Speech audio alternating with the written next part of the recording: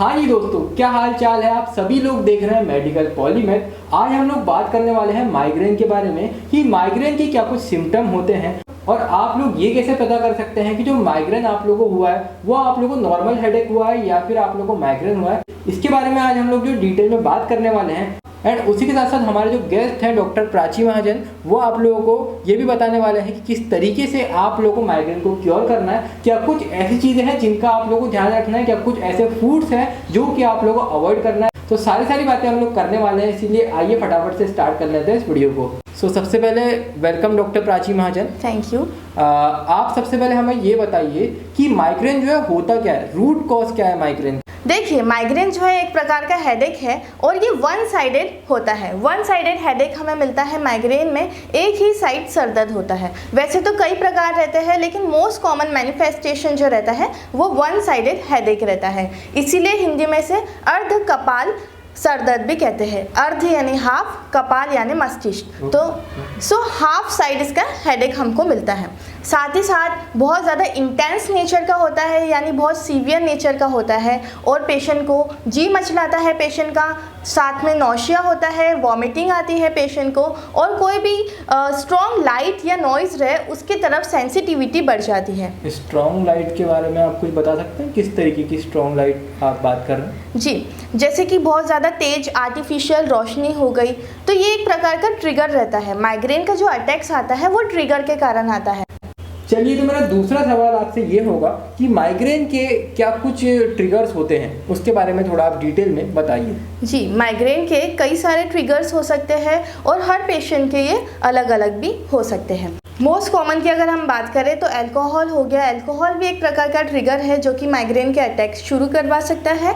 या फिर skipping meals, जैसे आजकल की जो लाइफस्टाइल हो गई है उसमें कभी कभी 2 बज जाते हैं, 3 बज जाते हैं, लेकिन जो इंडिविजुअल है वो अपना खाना प्रॉपर टाइम पे नहीं खाता है, तो जो ग्लाइसेमिक इंडेक्स है उसका अप डाउन होने की वजह से भी माइग्रेन आ सकता है।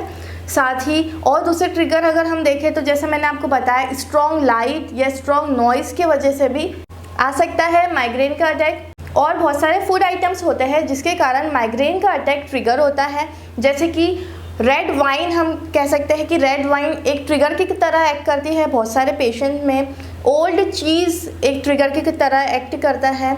ओके, पैकेज्ड फूड जो आते हैं जैसे कि चिप्स हो गए, ये सारे जो पैकेज्ड फूड है वो भी एक प्रकार का ट्रिगर की तरह एक्ट करते हैं। एक बहुत इंपॉर्टेंट ट्रिगर जो है वो है इंसोम्निया, यानी लैक ऑफ स्लीप, मतलब कि नींद की कमी। जी, नींद की कमी या फिर प्रॉपर समय पे जो सोना चाहिए वो नहीं सो रहे, लाइक जो स्लीप साइकिल है वो डिस्टर्ब्ड है, तो उसके कारण भी माइग्रेन का अटैक ट्रिगर हो सकता है। जी, लैक ऑफ स्लीप के कारण हो सकता है, या फिर बहुत ज़्यादा तनाव, स्ट्रेस रिलेटेड होते हैं माइग्रेन के अटैक्स। कोई इमोशनल स्ट्रेस आ गया पेशेंट को या किसी भी प्रकार का स्ट्रेस आ गया, उसके कारण भी माइग्रेन का अटैक ट्रिगर हो सकता है। जो ऑनगोइंग स्टडी हुई है उसके अकॉर्डिंग सीरोटोनिन के लेवल अगर डिसबैलेंस हो जाता है उसके कारण भी हेडेक होता है। तो सीरोटोनिन जो है वो एक प्रकार का केमिकल है। तो सीरोटोनिन क्या है, बेसिकली एक हैप्पी हार्मोन है। तो अगर इसका डिसबैलेंस हो जाता है, यानी ब्लड के अंदर इसकी मात्रा ज़्यादा हो जाती है या कम हो जाती है, उसके कारण पेशेंट को सर दर्द होता है। सीरोटोनिन एक्चुअल में क्या करवाता है, वैसो कंस्ट्रिक्शन कराता है। वैसो कंस्ट्रिक्शन यानी जो हमारे हेड के अंदर, हम मस्तिष्क के अंदर जो ब्लड वेसल्स है, जो आर्टरीज है, उसे कंस्ट्रिक्ट कर दे रहा है। तो अगर कंस्ट्रिक्ट होगी आर्टरी तो उस पर्टिकुलर पार्ट ऑफ ब्रेन को ब्लड सप्लाई कम मिलेगी और फिर दर्द होगा। So basically what serotonin is doing is vaso constriction. Vaso constriction की वजह से सर दर्द होता है। चलिए, अब इस पॉडकास्ट को यहाँ पर मैं कंक्लूड करने से पहले आप हमें ये बताइए कि क्या कोई डाइट होनी चाहिए, क्या कुछ हमारे प्रिवेंशन होने चाहिए जिसके कारण कि माइग्रेन जो है वो कम से कम स्प्रेड हो। जी, बहुत अच्छा प्रश्न पूछा है आपने। तो देखा जाए डाइट में हम क्या चेंजेस कर सकते हैं। पहली चीज़ कि अगर सुबह उठ के अगर आपको एप्पल सूट होता है तो आप मॉर्निंग में अगर एप्पल खाएंगे तो माइग्रेन के अटैक्स आपको कम आ सकते हैं।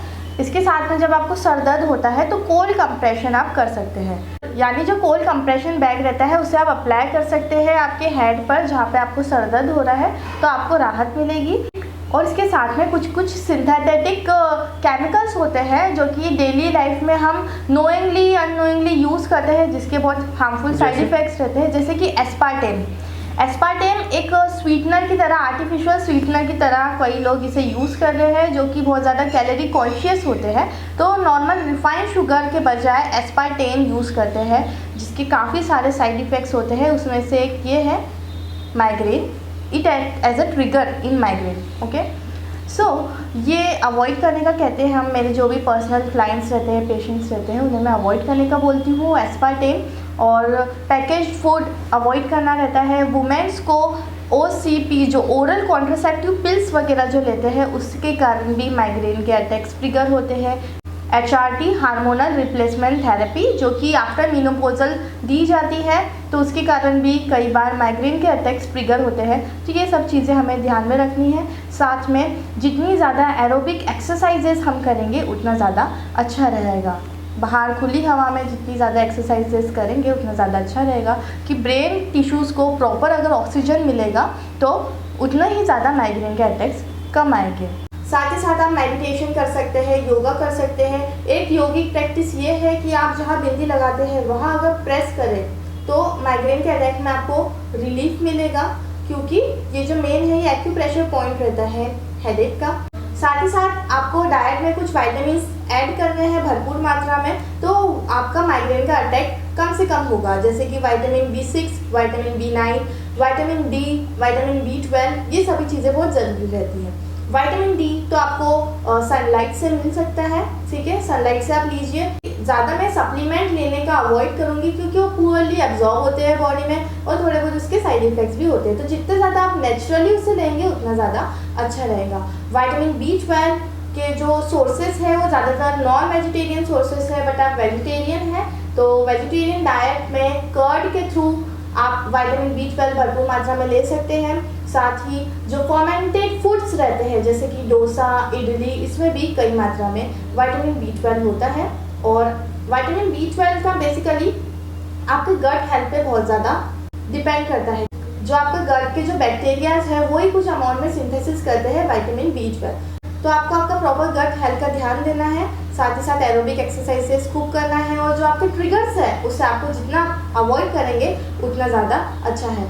ज़्यादातर मैंने देखा है कई सारे पेशेंट जब उनको माइग्रेन का अटैक आता है तो वो पेन किलर वगैरह ले लेते हैं, तो उसके इफेक्ट से ज़्यादा साइड इफेक्ट्स है, आपको ये बात ध्यान रखनी है। तो पेन किलर्स को आप जितना ज़्यादा अवॉइड करें उतना ज़्यादा अच्छा है। चलिए दोस्तों, तो यही कुछ जानकारी थी माइग्रेन के बारे में। उम्मीद करता हूँ जो भी आप लोगों के सवाल थे आप लोगों को उसके आंसर मिले होंगे, लेकिन फिर भी अगर आप लोगों को सवाल है तो नीचे आप लोग कमेंट कर सकते हैं। डॉक्टर प्राची महाजन जो है उसका जरूर से रिप्लाई करेंगे।